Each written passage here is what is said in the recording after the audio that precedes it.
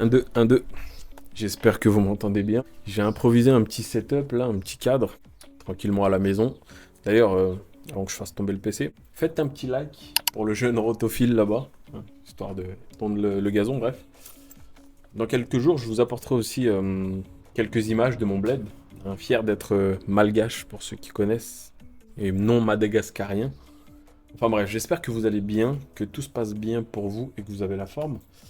Dans cette vidéo, on se retrouve car mon frère, qui est tout simplement mon collaborateur, sans lui, cette chaîne YouTube ne serait pas ce qu'elle est aujourd'hui. Il a eu une excellente idée. Il a repris tout simplement certains des commentaires les plus pertinents sur cette chaîne, dans toutes les vidéos. Donc il les a repris, il a fait un format vidéo avec, qui m'a transmis juste là. Donc on va voir tout de suite ce qu'il nous propose, tout simplement. Et donc, dans ce format de vidéo, je vais apporter, moi, mon point de vue, l'expérience que je peux avoir sur certaines choses.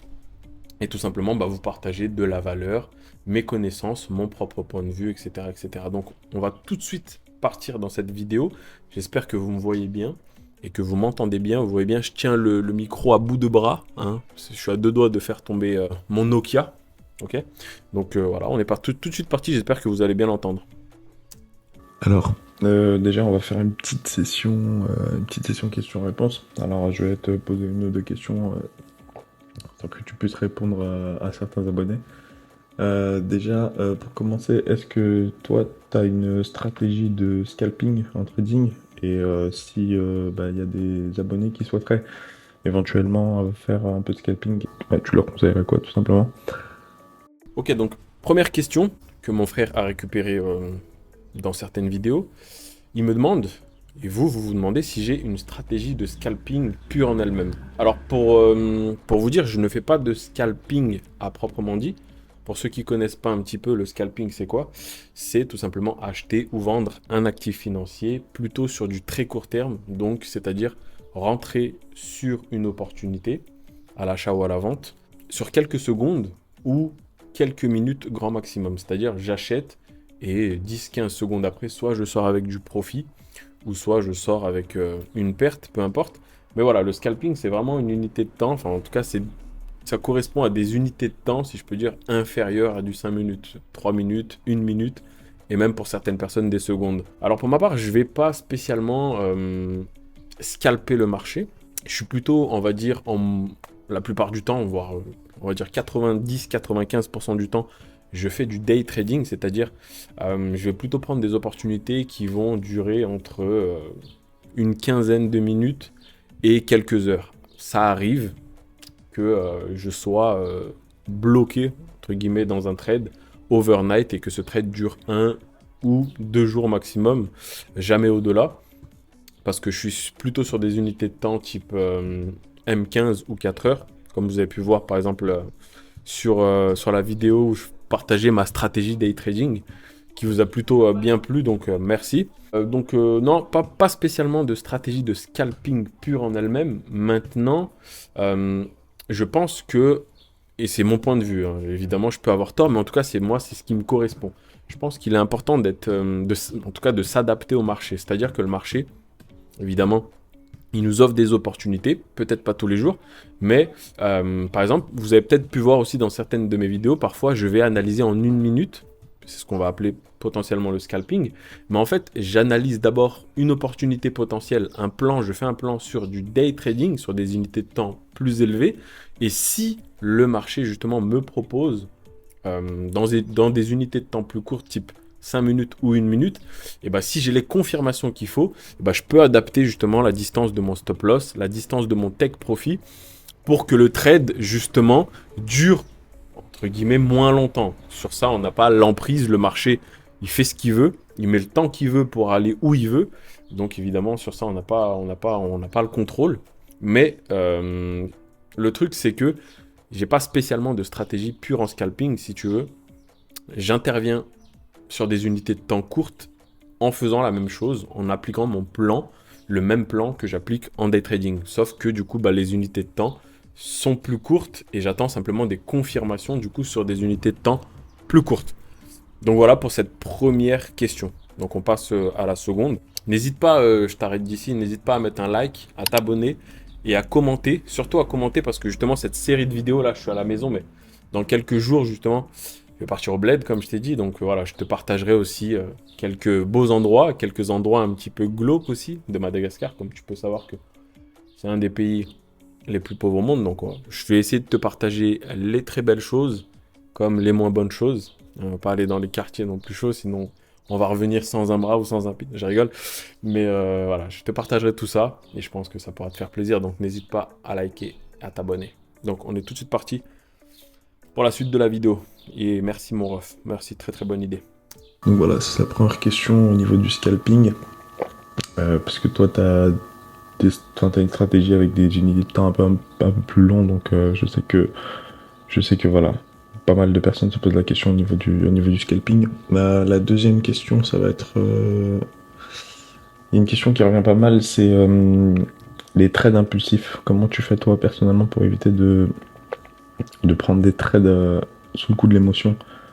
Pas suivre un setup clair, carré, plus trader par émotion. Ok, donc ça, c'est la deuxième question que vous avez dû certainement poser sous certaines vidéos, sinon il ne l'aurait pas inventé. Cette question, je pense elle peut vraiment vous aider, en tout cas la plupart de ceux qui débutent le trading, et même ceux qui sont déjà expérimentés. Cette question, c'est comment je fais moi personnellement pour gérer l'impulsion. Déjà, l'impulsion, c'est quoi en trading? Parce qu'il y en a peut-être qui regardent cette vidéo et qui connaissent absolument pas le trading. L'impulsion, je vais donner un exemple concret. Vous rentrez dans un magasin, vous voyez un truc qui vous brille, qui vous saute aux yeux, mais vous savez que vous ne devez pas acheter ça parce que ça va pas vous servir et au contraire, vous allez dépenser, entre guillemets, votre argent pour rien. Et être impulsif, bah, c'est finalement prendre une décision là, instantanément, genre en mode, vas-y, bah, je vais quand même l'acheter parce que du coup, je suis emporté par mes émotions, je suis impulsif. Et du coup, bah, cette décision, elle va être plus forte que une décision rationnelle en mode attends, mais j'ai peut-être pas besoin de ça chez moi, ou peut-être que c'est pas encore le moment, il faut que je l'achète. Et finalement, bah, je vais le faire parce que je suis emporté par justement cette émotion. C'est une émotion compulsive. Voilà. Mais comment moi je fais pour contrôler ça concrètement dans le trading? En trading, ça correspondrait quoi? Un exemple? Bah, j'ai un plan. Imaginons, je dois prendre qu'un trade par jour. Ça, c'est mon plan. Je sais que je dois prendre qu'un trade par jour. Et j'ai pris une perte ce matin. Imaginons. Et je sais que je dois quitter mes graphiques. Je dois absolument plus être devant mes graphiques parce que je sais que j'ai du mal à contrôler mes émotions justement. Et si je sais que je traîne encore devant les graphiques, j'essaie d'analyser, de construire un plan. C'est pas bon parce que je sais que dans mon plan et dans mes règles de base de trading, j'ai le droit qu'à une seule position, une seule opportunité par jour. Mais je suis impulsif. Donc, dans l'après-midi, je bricole quelque chose avec un bout de ficelle, un bout de scotch, j'essaie de trouver une opportunité, j'invente quelque chose pour me dire, allez, vas-y, là, je rentre parce que ça ressemble un peu à mon plan. Être impulsif, c'est ça, c'est-à-dire, c'est rentrer dans quelque chose qui ne correspond pas du tout à votre plan, ne correspond pas du tout à vos règles, mais vous y allez quand même parce que c'est plus fort que vous. Donc, moi, personnellement, comment je fais pour en tout cas, je vais pas dire ne plus être comme ça, parce qu'il faut savoir que, et je vais être très honnête avec vous, hein, comme dans toutes mes vidéos, je trouve la valeur que je peux vous apporter justement, c'est que je vais vous apporter le bien comme les trucs pas bien que j'ai fait. Et moi, à mes débuts, j'étais archi, c'était quoi déjà le mot? Archi compulsif ou impulsif plutôt. C'est-à-dire que j'acceptais pas de perdre. Le truc, c'est que j'acceptais pas forcément. C'est pas le fait de perdre en fait que j'acceptais pas, c'est le fait d'avoir tort. J'acceptais pas d'avoir tort. Imaginons que je décidais d'acheter le marché et que je prenais un stop loss parce que le marché il descendait. Et bah, en fait, je me disais non, non, c'est pas toi le marché qui a raison, c'est moi et je vais. Attends, je vais te choper, je vais reprendre un trade derrière. Souvent, je mettais beaucoup plus de risques en plus, donc c'est là où c'était double peine, à double tranchant, soit je gagnais beaucoup, soit je cramais le compte. Généralement, c'était deuxième option. Et moi, comment j'ai fait pour arrêter ça, ou en tout cas diminuer ça fortement? Et ben, on a mis une solution en place justement avec mon frère. Je lui ai dit, bah écoute, prends-toi un compte propre firme, ou gère mon compte propre firme, c'est-à-dire que j'ai pas accès aux identifiants du compte, c'est-à-dire que comme un gamin, tu lui enlèves le jouet auquel il veut pas arrêter de jouer, hop, tu le punis, tu l'empêches de jouer à ça, sauf que, du coup, j'ai dit à mon frère, ok, c'est toi qui vas prendre les trades. C'est-à-dire que je lui ai dit, mes règles de base, c'est un trade par jour, 1% par trade, ceci, cela, bref, des règles fondamentales qu'il faudra absolument respecter, money management, respect du nombre de trades, respect du risque, etc. etc. D'ailleurs, il commence à pleuvoir, je ne sais pas si vous allez l'entendre. Mais voilà, je lui ai dit, voilà, c'est ça mes règles, et je sors pas de ça. Et du coup, lui, en fait, il m'a imposé obligatoirement le cadre, parce que moi, je n'ai pas accès au compte de trading. C'est lui qui gère le compte. Par contre, là où moi je suis bon, c'est plutôt sur l'analyse technique, c'est-à-dire je vais plutôt suivre le plan, respecter le plan par rapport à l'analyse graphique, etc. Et moi, ce que je faisais, c'est que je lui envoyais juste, hop, le trade à prendre. Et en fait, le but de faire ça, c'est que ça m'a créé l'expérience. J'ai pu voir que du coup, on a pu garder un compte sur plusieurs mois. Et en fait, peu importe en fait si je générais du pourcentage à la fin du trimestre ou à la fin de l'année, ça m'a créé une expérience de me dire, la meilleure chose à faire, c'est de garder le compte déjà sur du moyen terme. Parce que c'est à partir de ce moment-là que tu peux progresser. Parce que moi, à mes débuts, c'est ce que j'ai vécu, hein, ce que je te raconte. Je ne suis pas en train d'inventer un bobard. Moi, à mes débuts, je tenais pas une semaine à garder un compte. Je ne sais pas si c'est ton cas. Peut-être pas. Peut-être. Je pense que si je parie, il y en a beaucoup qui ne tiennent pas un compte plus d'une semaine. Mais bref. Et c'est cette expérience-là que je me suis créée. Parce que j'ai vu du coup que ce compte-là, on arrivait à le garder plusieurs semaines, plusieurs mois. Et je me suis dit, ok, en fait, c'est ça qu'il faut faire parce que ça me permet, même si je ne gagne pas des revenus réguliers, au moins ça me permet d'être un éternel étudiant et je peux apprendre. Déjà, je mets plus des coups de carte toutes les semaines pour racheter un compte. Et du coup, en fait, tu baisses, si tu veux, tes pertes et tu as la possibilité de gagner. Ensuite, après, pour être régulier, cohérent et générer des revenus régulièrement, ça, c'est une autre histoire. Mais au moins, tu te permets, tu vois, de faire cet apprentissage-là. Là où, justement, si tu es impulsif et tu mets des coups de carte sur des comptes que tu crames toutes les semaines, ça va être un tout petit peu plus difficile. Mais voilà, moi, pour te dire, j'ai été vraiment impulsif. Et pour contrôler cette impulsivité-là, il me fallait quelque chose où j'étais absolument certain de ne pas, du coup, pouvoir prendre d'autres trades dans la journée ou dans ma semaine quand j'atteignais mes limites. Encore une fois, voilà, c'est pour finir avec cette réponse, la difficulté dans le monde du trading, c'est que c'est un monde sans limite. En fait, on dit, ouais, le salariat, nanani, nanana, c'est pas bien, il faut sortir de la rat race, etc., etc. Mais je veux dire, le monde du travail, en général, il est quand même là pour nous imposer une certaine forme de limite. Tu peux pas aller faire n'importe quoi dans ton travail. Et en fait, c'est pour ça que ton travail, tu le fais relativement bien, parce que tu as des limites. En trading, le truc qui est bien, c'est que tu n'as pas de limite, tu n'as pas de patron, mais si toi-même, tu n'arrives pas à te contrôler, c'est la foire à la saucisse. C'est-à-dire que tu peux perdre beaucoup d'argent, comme évidemment tu peux en gagner beaucoup, mais la plupart du temps, surtout quand tu débutes, tu vas en perdre beaucoup. Parce que c'est toi-même qui dois justement te fixer des limites. Et si tu ne sais pas te fixer des limites, si tu es un petit peu partout et n'importe où en même temps, généralement, ça partira en catastrophe.